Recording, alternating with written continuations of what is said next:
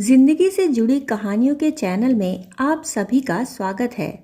आइए आज सुनते हैं मालती जोशी जी की लिखी कहानी तोहरे उरिन हम नाही। सुबह के 9:30 बज रहे थे और इनका अब तक पता नहीं था। रोज़ तो 8:30 बजे तक मॉर्निंग वॉक से लौट आते हैं। रोज़ की तरह चाय और नाश्ता बनाकर मैं इंतज़ार कर रही थी और झूठ क्यों बोलूं, मुझे भूख लगाई थी। रोज़ की आदत जो ठहरी। कितनी बार कहा है कि मोबाइल साथ रख लिया करो तो मना कर देते हैं। कहते हैं कुछ देर के लिए तो इस बला से मुक्ति मिले।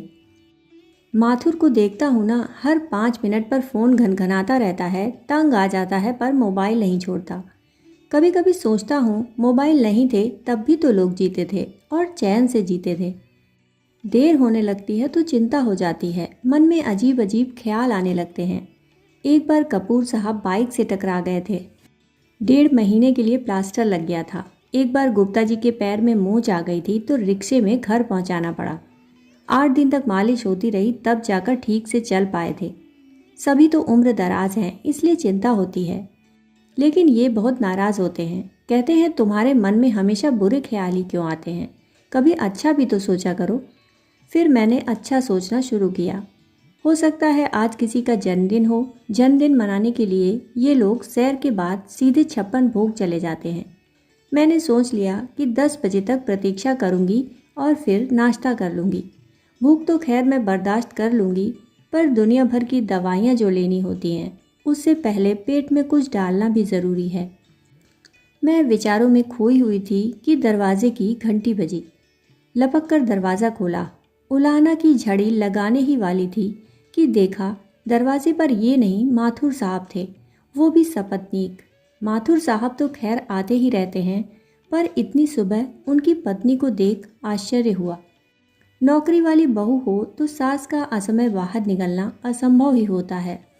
सोचा शायद कोई निमंत्रण देने आए हैं, पर मिसेस माथुर घरेलू साड़ी में थी। ऐसे कपड़ों में कोई निमंत्रण देने नहीं आता। भाभी जी चाय पिलाइए, उन्होंने मेरी विचार तंद्रा को भंग करते हुए कहा। आपके यहाँ तो बनी रखी है, चलिए इसी में हिस्सा बांट लेते हैं। मैंने 3 मग्स में चाय डाली और शुगर पॉट आगे कर दिया। आप ये समोसा लीजिए, गरम है, उन्होंने पैकेट मेरे सामने करते हुए कहा। बच्चों के लिए ले जा रहे थे, सोचा 2-4 आप लोगों के लिए भी ले लें। समोसा खाते हुए मैंने पूछा, आज आप मॉर्निंग वॉक पर नहीं गए? ऐसा कहीं हो सकता है भला? मिसेस माथुर बोली। दुनिया चाहे इधर की उधर हो जाए, सुबह की सैर नहीं रुक सकती। माथुर साहब ने आंखें तरेर कर पत्नी की ओर देखा, पर अब तक बहुत देर हो चुकी थी। तीर कमान से निकल चुका था। अध खाया समोसा प्लेट में छोड़कर मैंने पूछा, अपने दोस्त को कहाँ छोड़ा है? आप नाश्ता कर लीजिए, फिर बताता हूँ। खा लिया मैंने जितना खाना था, अब आप फौरन बताइए, मेरा जी बहुत घबरा रहा है। घबराने की कोई ज़रूरत नहीं है भाभी, सब ठीक है। फिर उन्हें कहाँ छोड़ा है? देखिए शांति से सुनिए, हम लोग पार्क में चलने को हुए तो मनोहर जी को एकदम चक्कर आ गया। फिर गिर गए क्या? ज़्यादा चोट तो नहीं आई? मेरा तो कलेजा मुंह को आ गया था। गिरते कैसे, हम सब साथ जो थे। फिर हमने सोचा पास में तो सार्थक नर्सिंग होम है, वैसे बीपी वगैरह चेक कर लेते हैं। फिर कुछ नहीं। ड्यूटी डॉक्टर ने बीपी चेक किया, ठीक था। फिर वह बोला 11 बजे बड़े डॉक्टर साहब आएंगे, एक बार उन्हें दिखा लेते हैं। इसलिए हम उन्हें वहीं छोड़ आए। गुप्ता पास में बैठा है।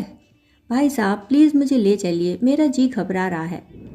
आपको लेने ही आया था मैं, ऑटो खड़ा किया हुआ है, बस सोच रहा था आप मुंह में कुछ डाल लेती।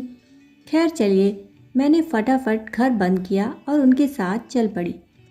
रास्ते में हमने मिसेस माथुर को उनके घर छोड़ा और सीधे नर्सिंग होम की राह ली। मेरे मन में इतनी बुरी बुरी कल्पनाएं आ रही थीं, पर जब पहुंचकर देखा कि ये और गुप्ता जी मज़े से कमरे में बैठकर गप्पे मार रहे हैं तो मेरी जान में जान आई। डॉक्टर आ गए? माथुर ने पूछा। राउंड ले रहे हैं, उसके बाद देखेंगे। कुछ देर बाद ही बुलावा आ गया। ये दोस्तों के साथ चले गए, मैं कमरे में बैठी रही। अच्छा हुआ जो इन लोगों ने कमरा ले लिया था, नहीं तो बाहर बरामदे में बैठना पड़ता। कोई आधा घंटा बाद तीनों लौट आए। रिपोर्ट अच्छी थी, मतलब अभी कुछ वैसा नहीं लग रहा है। हो सकता है काफ़ी देर तक धूप में बैठने के कारण हुआ हो। या उठते समय कोई नस खिंच गई हो। पर डॉक्टर का कहना था एक बार किसी न्यूरोलॉजिस्ट को दिखा लेते हैं। शाम की अपॉइंटमेंट भी ले ली थी। नर्सिंग होम के ही एसोसिएट स्पेशलिस्ट हैं, वे शाम को आएंगे। मैंने उन दोनों से कहा आप लोग अब घर जाइए, मैं इनके पास हूँ। जाने से पहले वे दोनों हमारे लिए चाय बिस्किट ऑर्डर कर गए। दोपहर को मिस्टर और मिसेस कपूर खाना लेकर आ गए। शाम को कपूर दंपति चाय और सैंडविच लेकर आ गए। जब उन्हें पता चला डॉक्टर आने वाले हैं तो वे रुके रहे। इन डॉक्टर साहब ने भी ओके रिपोर्ट दी और कहा दोबारा ऐसा हुआ तो तुरंत संपर्क कीजिए, अपन एमआरआई कर लेंगे। नर्सिंग होम वाले डॉक्टर की सलाह थी आज रात रुक जाइए, सुबह तसल्ली के साथ घर जाइए, सब पैसे कमाने के धंधे हैं, ये भुनभुनाए। मैंने कहा वे तो हमें बुलाने नहीं आए थे, हम ही दौड़कर उनके पास आए थे, तो अब उनकी तसल्ली तक रुक जाइए, शायद उन्होंने किसी कारण से सलाह दी हो। 7 बजे माथुर साहब आए, बोले मुझे लगा डिस्चार्ज मिल जाएगा, इसलिए नितिन के लिए रुका रहा, गाड़ी लेकर आया हूँ। तो ऐसा करते हैं नितिन, तुम आंटी को घर छोड़ दो और गुप्ता से कह दो रात को यहाँ रुक जाएं। वो आ जाएंगे तो मैं ऑटो करके आ जाऊँगा। मैं रुक जाती हूँ, मैंने कहा। नहीं भाभी जी, ये आपके बस की बात नहीं। रात को ज़रूरत पड़ी तो दौड़ भाग करने वाला चाहिए। मैं ही रुक जाता, पर इन दिनों मेरी तबीयत भी ज़रा ढीली चल रही है। इमरजेंसी में किसी काम का नहीं हूँ मैं। नितिन ने मुझे घर छोड़ा, मुझसे चाबी लेकर गेट खोला, फिर मेन दरवाज़ा खोला, फिर मेरे हाथ में एक टिफ़िन थमा कर बोला मम्मी ने आपके लिए खाना भेजा है। अंकल के परहेज़ का पता नहीं था। कोई बात नहीं बेटा, अब तुम घर जाओ, दफ्तर से लौटकर सीधे चले आए हो, पता नहीं चाय भी पी है कि नहीं, बनाऊं? चाय पीकर ही आया था, आप तकलीफ़ ना करें। हमारा नंबर तो है ना आपके पास, ज़रूरत हो तो कॉल कर लीजिएगा, मैं चलूं। उसके जाने के बाद मैं कितनी देर तक सुन्न होकर बैठी रही। इनकी तबीयत का कुछ समझ में नहीं आ रहा था।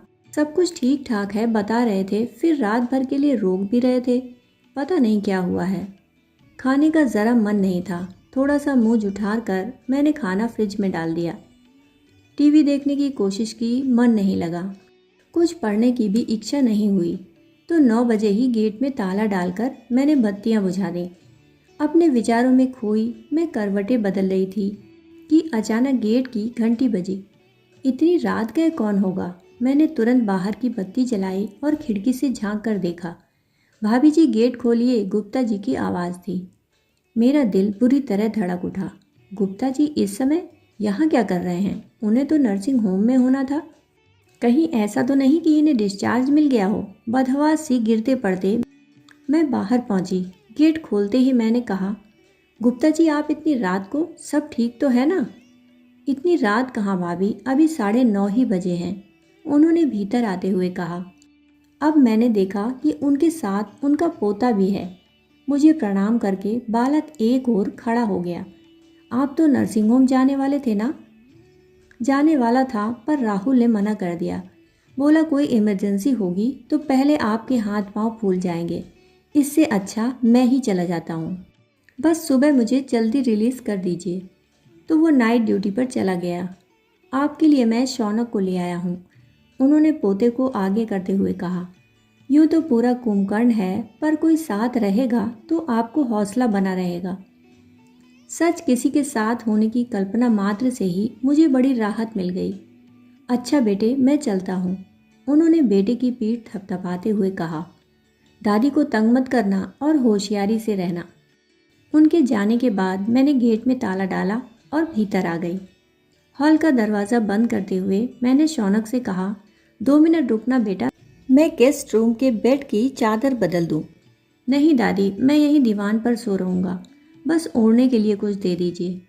मैंने दीवान पर उसका बिस्तर लगाते हुए कहा, बेटा यहाँ भी टीवी है, कुछ देखना चाहो तो देख लो। नहीं दादी, मैं थोड़ा पढ़ूंगा, एग्ज़ाम चल रहे हैं ना। मुझे इतना संकोच हो आया, मेरी वजह से तुम्हारी पढ़ाई मारी गई। वैसे भी रात में मैं कितना पढ़ लेता, बस थोड़ा देख लूँगा। और आप गेट की चाबी मुझे दे जाइए, मैं सुबह चुपचाप निकल जाऊँगा। वाह, ऐसे कैसे निकल जाओगे? चाय पीकर जाना, बस मुझे एक बार आवाज़ दे देना। उसके लिए दूध का ग्लास और पानी की बोतल रखकर मैं सोने चली गई। पर देर रात तक नींद नहीं आई। दिन भर का घटनाक्रम आंखों के सामने घूमता रहा। पता नहीं कब आंख लगी। सुबह उठी तो कमरे में धूप फैल चुकी थी। हड़बड़ा कर उठी, देखा गुप्ता जी का पोता चला गया था। गेट का ताला चाबी टेबल पर रखा था। कंबल और चादर तहा कर रखे हुए थे। भीतर डाइनिंग टेबल पर दूध की थैलियाँ रखी हुई थीं। मुझे उस पर बड़ा प्यार आ गया। कितना सलीकेदार बच्चा है। चाय पीकर मैं फटाफट नहा ली। अस्पताल से फ़ोन आए तो रिसीव करने के लिए कोई तो चाहिए। करीब 10:30 बजे माथुर साहब का फ़ोन आया। भाभी, डॉक्टर का राउंड हो जाने के बाद हम लोग आ जाएंगे, आप नाश्ता कर लीजिए। भाई साहब को यहाँ करा दिया है, वे कुछ कह रहे हैं, सुन लीजिए। सुनो, इन्होंने कहा मेरा बिस्तर बाहर दीवान पर ही लगा देना। इतना ताव आया, बीमारी में भी दरबार लगा कर बैठेंगे। पर फिर दिन भर घर में ऐसा मेला लगा रहा कि लगा इनका कहना ठीक था। बेडरूम में किस किस को ले आते, कहाँ बिठाती। ये लोग कोई 1:30 बजे घर लौटे। माथुर साहब ने माफ़ी मांगते हुए कहा, सॉरी भाभी जी, आपको बहुत इंतज़ार कराया। दरअसल हम नितिन की राह देख रहे थे, वह लंच ओवर में ही आ पाया। कहने का मन हुआ कि टैक्सी कर लेते, पर ऐसा कहकर उनके सदाशयता का अपमान करने की इच्छा नहीं हुई। इनके आते ही 2 दिन से भाएं भाएं करता घर एकदम गुलजार हो उठा। रात तक आने वालों का तांता लगा रहा। जो लोग नर्सिंग होम नहीं पहुंच पाए थे, वे क्षमा याचना करते हुए घर आ गए। मुझे दिन भर सांस लेने की फुर्सत न मिली। रात 9 बजे के बाद यह रेला थमा तो मैंने फटाफट खिचड़ी चढ़ा दी। खाने पर बैठते ही इन्होंने बुरा सा मुंह बना लिया। मैं इतना बीमार नहीं हूँ भाई, कल से दलिया और खिचड़ी खिला खिलाकर तुम लोगों ने सचमुच मुझे बीमार कर दिया है। सॉरी, मैंने क्षमा याचना करते हुए कहा, पर यह खिचड़ी आपकी बीमारी के उपलक्ष्य में नहीं है। दरअसल मुझे कुछ बनाने का समय ही नहीं मिला। देख तो रहे हैं दिन भर कैसी हाय तौबा मची हुई थी। इसलिए तो कहता हूँ एक कुक रख लो, पर तुम्हारी एक ही रट है। 2 जनों का खाना होता ही कितना है। हम दोनों के बीच यह शाश्वत वाद था। इसलिए मैंने जवाब नहीं दिया और चुपचाप खाना खाती रही। मेरी आंखें झपकने लगी थी। दिन भर ज़रा भी कमर सीधी करने का मौका नहीं मिला था। हम लोग सोने जा रहे थे कि फ़ोन की घंटी बजी। बिस्तर के पास रखा कॉर्डलेस इन्होंने फट से उठा लिया। उधर से आवाज़ आते ही इन्होंने स्पीकर ऑन कर दिया। समझ गई कि सोहम होगा। बच्चों का फ़ोन होता है तो हम लोग स्पीकर ऑन कर लेते हैं। पापा, आप घर पर हैं? डिस्चार्ज मिल गया? हाँ बेटा, दोपहर में ही घर आ गया था। डॉक्टर क्या कहते हैं? कह रहे थे चिंता की कोई बात नहीं है, दोबारा ऐसा हुआ तो जांच कर लेंगे। बिल कितना हुआ? वैसे जितना भी हुआ हो मैं पैसे भेज रहा हूँ, आपके अकाउंट में चेक कर लीजिएगा। बिल का पता नहीं बेटा, माथुर ने ही पे किया था। मैं पूछकर हार गया पर उसने बताया नहीं। माथुर, गुप्ता, कपूर, शरण, इन लोगों ने बहुत मदद की बेटा। हमें महसूस ही नहीं होने दिया कि हम लोग यहाँ अकेले हैं। बेटे एक काम करोगे? बोलिए पापा। मैं इन सब के नंबर भेज देता हूँ, तुम सबको एक एक थैंक यू का फ़ोन कर लेना। वह बहुत ऑड नहीं लगेगा? इससे तो अच्छा है मैं कुछ थैंक यू कार्ड भेज देता हूँ, आप सबको दे दीजिएगा। यह कुछ ज़्यादा ही औपचारिक नहीं लगेगा? तो पापा ऐसा करते हैं, मैं अगली बार आऊँगा तो सबके लिए गिफ्ट्स लेकर आऊँगा और खुद सबके घर जाकर दे आऊँगा, ठीक है? हाँ ठीक है, इन्होंने बेमन से कहा। शक्ल से साफ जाहिर था कि उन्हें यह प्रस्ताव पसंद नहीं आया। फ़ोन रखते ही बोले, सोहम को किसने खबर की थी? मैंने, और कौन करेगा? मना किया था ना? आपके मना करने से क्या होता है? ज़रा मेरी भी तो सोचिए, चिंता के मारे प्राण निकले जा रहे थे। बच्चों से ही तो शेयर कर सकती थी। तो सोनिया को भी फ़ोन किया होगा? जानती हो ना कि कितनी हाइपर है, रो रो कर घर भर दिया होगा उसने। संजीव बेचारे परेशान हो रहे होंगे। उसे फ़ोन नहीं करती तो वह मेरे प्राण ले लेती। कि उतनी दूर भैया को यूएसए में खबर की और मुझे हैदराबाद में फ़ोन नहीं कर सकी। प्राण तो अब भी ले लेगी कि पापा को घर आए 8 घंटे हो गए और तुमने मुझे खबर भी नहीं की। मेरे पास समय भी था। और सोनिया को फ़ोन करने का मतलब है आधा घंटा रिसीवर से चिपके रहना। अब सुबह उठते ही उसे फ़ोन कर दूंगी। कह दूंगी पापा रात 8 बजे घर आए थे। तुम्हारा झूठ 4 कदम भी चल नहीं पाएगा, देख लेना। मैंने सोच लिया था सुबह उठते ही सोनिया को फ़ोन कर दूंगी। पर ऐसा कहाँ हो पाता। सुबह सुबह इतने सारे काम मुंह बाएं सामने खड़े हो जाते हैं कि कुछ याद ही नहीं रहता। आखिर 9 बजे उसी का फ़ोन आ गया। मम्मी पापा कैसे हैं? अच्छे हैं, नहाने गए हैं। मतलब घर आ गए और तुमने मुझे बताया भी नहीं? कब बताती, शाम को 7 बजे आए हैं और दरबार लगाकर बैठ गए। मेरा तो एक पैर किचन में, एक ड्राइंग रूम में, ऐसी अवस्था थी। तो सबकी खातिरदारी करना ज़रूरी था। मम्मी ऐसे में कोई आपसे स्वागत सत्कार की अपेक्षा नहीं करता। बेटा, घर आए मेहमान को एक कप चाय तो पिलाई जा सकती है। तुम्हें पता नहीं है इन लोगों ने कितनी मदद की है, कितना सहारा दिया है। इनके पास रात दिन कोई ना कोई बैठा रहा। गुप्ता जी का बेटा रात को अस्पताल में सोया। उनका पोता मेरे लिए परीक्षा के बावजूद यहाँ रुका। सबके यहाँ से चाय नाश्ता आता रहा और कल इन्हें लाने के लिए माथुर साहब का नितिन लंच ओवर में गाड़ी लेकर आया। तुम ही कह रही थी पापा शाम को घर आए थे। ये ठीक ही कह रहे थे। मेरा झूठ 4 कदम भी नहीं चल पाया था। उसी समय मुझे अगरबत्ती की सुगंध आई। ये नहा चुके थे और साईं बाबा के आगे अगरबत्ती जला रहे थे। मैंने आवाज़ देकर कहा, आपकी लाडली का फ़ोन है, बात कर लीजिए। इन्हें फ़ोन पकड़ाकर मैंने राहत की सांस ली। अब वह पापा के साथ शुरू हो गई थी। पापा, आप लोग इतने अभिभूत क्यों हो रहे हैं? अड़ोसी पड़ोसी तो मदद करते ही हैं। आप भी तो सबके लिए दौड़ भाग करते रहे हैं। कपूर अंकल की माताजी सीढ़ियों से गिर गई थी तो आप ही उन्हें अस्पताल ले गए थे। गुप्ता अंकल के राहुल की नौकरी एक तरह से आपने ही लगवाई है। आपकी ही सिफारिश काम आई थी। और माथुर अंकल की पिंकी की शादी में अपनी गाड़ी 8 दिन तक दौड़ती रही। लौटने पर उसे सीधे गैराज में ही भेजना पड़ा था।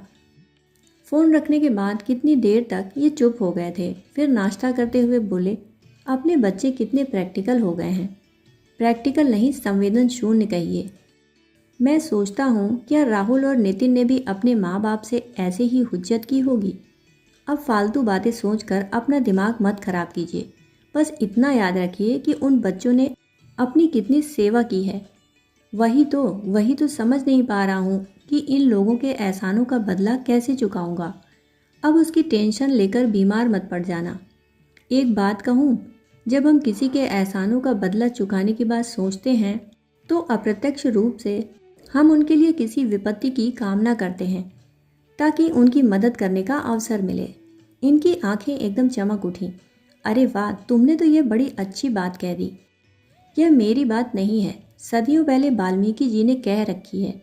सीता जी का पता ठिकाना पा जाने के बाद श्री राम प्रभु ने हनुमान जी से कहा कि वत्स, तुमने मुझ पर बड़ा उपकार किया है। मैं तुम्हारा ऋणी हो गया हूँ, क्योंकि इसका अर्थ होगा तुम्हारे अनिष्ट की कामना करना। गोसाई जी भी कहते हैं, सुन सुत तोहे उरिन मैं नहीं। So relax. बार बार इसरार करने के बाद माथुर साहब ने बिल दिखाया। 35,000 का था। एक रात भर के 35,000 मेरे मुंह से एकदम निकल गया। वे बोले, कमरे का किराया, नर्सिंग चार्जेस, 2-3 टेस्ट कराए थे उनकी फीस, दवाइयाँ, कमरे में एक बार झांक जाने की डॉक्टरों की फीस, और सबसे जानलेवा फीस उन स्पेशलिस्ट महोदय की थी। चलिए, ये ठीक ठाक होकर घर आ गए, इस बात के लिए कोई भी कीमत ज़्यादा नहीं है। 2-3 दिन बाद ये बोले, चलो ज़रा माथुर के यहाँ हो आते हैं। किस लिए? उनके पैसे नहीं देने हैं। मुझे लगा आपने उसी दिन चेक दे दिया होगा। दे सकता था पर नहीं दिया, वह निरी औपचारिकता होती। घर जाकर देंगे तो धन्यवाद ज्ञापन होगा। मुझे उनकी बात ठीक लगी। हम दोनों को देखकर माथुर साहब बहुत खुश हुए। उन्होंने फ़ोन करके गुप्ता लोगों को भी बुला लिया। खूब गपशप हुई, चाय नाश्ता हुआ। इनसे वादा लिया गया कि कल से मॉर्निंग वॉक फिर से शुरू करेंगे। घंटा 1.5 घंटा महफिल जमाने के बाद ये उठ खड़े हुए। बड़े अदब के साथ इन्होंने माथुर साहब को चेक थमाया। इतनी जल्दी क्या थी बिरादर? कुछ दिन तो मेरे कर्जदार बने रहते, मज़ा आता। सिर्फ पैसे ही तो लौटा रहा हूँ भाई, बाकी सब तो लौटाया नहीं जा सकता और मैं लौटाना चाहता भी नहीं हूँ। आप सबका यह कर्ज मुझ पर हमेशा बना रहे, यही कामना है। यह सब कहते हुए उनका चेहरा एकदम प्रसन्न और तनाव रहित लग रहा था। कोई हफ्ते भर बाद ये इतना खुलकर हंसे थे। अभी आप सुन रहे थे मालती जोशी जी द्वारा लिखी कहानी तोरे उरिन हम नाही।